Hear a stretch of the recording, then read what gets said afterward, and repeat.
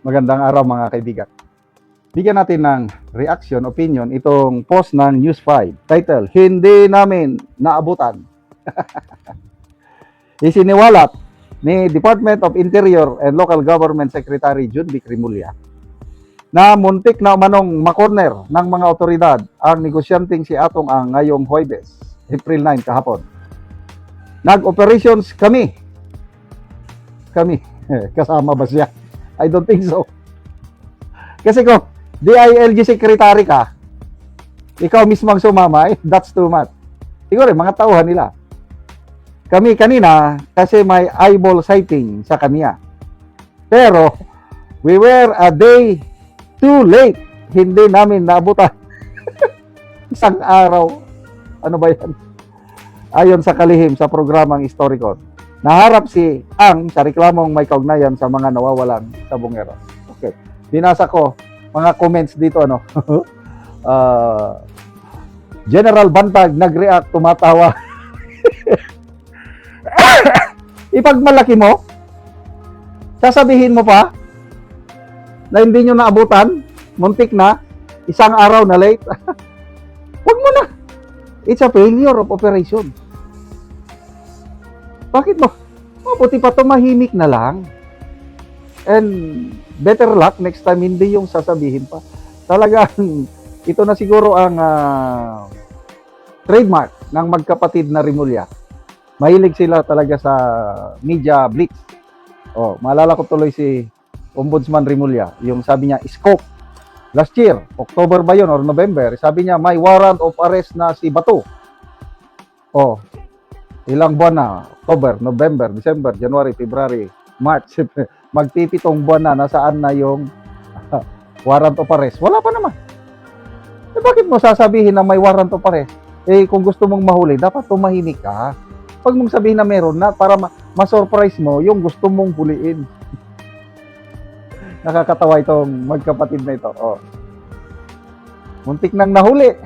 Malala ko tuloy, panahon ni Secretary Boying Rimulya sa DOJ, ilang beses din silang nag-raid kay DG Bantag. 2-3 beses ba? Wala rin. Kaya, magtatatlong taon na. Mula nung naisyuhan nila ng warrant of arrest si DG Bantag, hanggang ngayon, di nila mahuli-huli.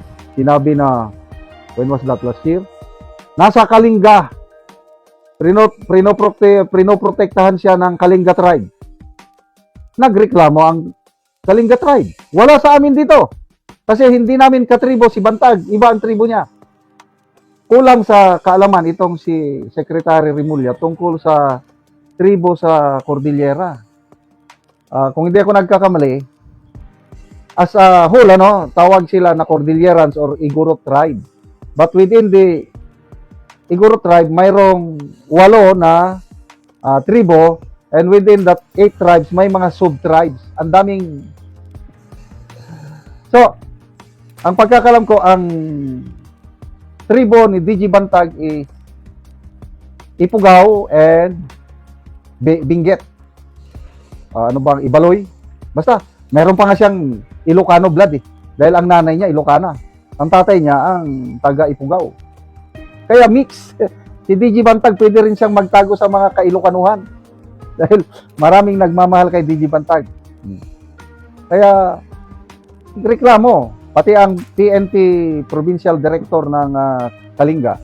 Wala dito si Bantag. Sabi niya, wala siya dito. O, nasaan ngayon si DG Bantag? Hindi nila alam. May nabasa akong post nung kasagsagan ng paghanap kay DG Bantag. Hindi nila mahanap-hanap. May nag-post. Hindi nila mahanap si DG Bantag. Itinatago namin, sabi ng mga supporters. Saan namin tinatago? Tinatago namin dito sa aming mga puso. Oh! Yes, maraming nagmamahal kay DG Bantag. Isa na ako. Nagmamahal ako. Saludo ako kay DG Bantag. Oh, balik tayo kay Atong Ang. Nung una, sinabi na nakalabas na daw ng bansa. Then, meron akong nabasang post na the other day, nasa Vietnam daw. O ngayon, although hindi naman binanggit dito kung Pilipinas or ano. So, ayan, may DG Bantag, may Atong Ang, meron pang Saldico. Oh, ano ngayon? Nung una, sabi, hindi namin sila sasantuhin. Huhulihin namin sila. Nakaready kami. O ano na ngayon? Lalo na si Saldico. Dapat, ako gustong-gusto ko mahuli o mapauwi, mapreso si Saldico dahil isa siya sa mga masterminds sa nakawan sa Kaban ng Bayan. Kaya lang, paano nila mahuli na nandun, protektado na siya kung totoo na sa Portugal siya, hindi nila magalaw sa Portugal si Saldico kung totoo na meron siyang Portuguese passport. Ano pa nga daw, golden visa pa daw ngayong ano. So, sino na lang mananagot? Walang announcement ni Ombudsman Remulla, kakasuhan daw nila si Martin Romualdez. Ako hindi ako naniniwala. Agree ako doon kay Congressman Erese yung kanyang payag na hindi siya naniniwala na ang Ombudsman kakasuhan si Boying Remulla. Ano lang yun? Propaganda lang yun. Para kasi isabay nilang kasuhan si Escudero. Para parang walang pinapanikan, isinama na lang din si Remulla.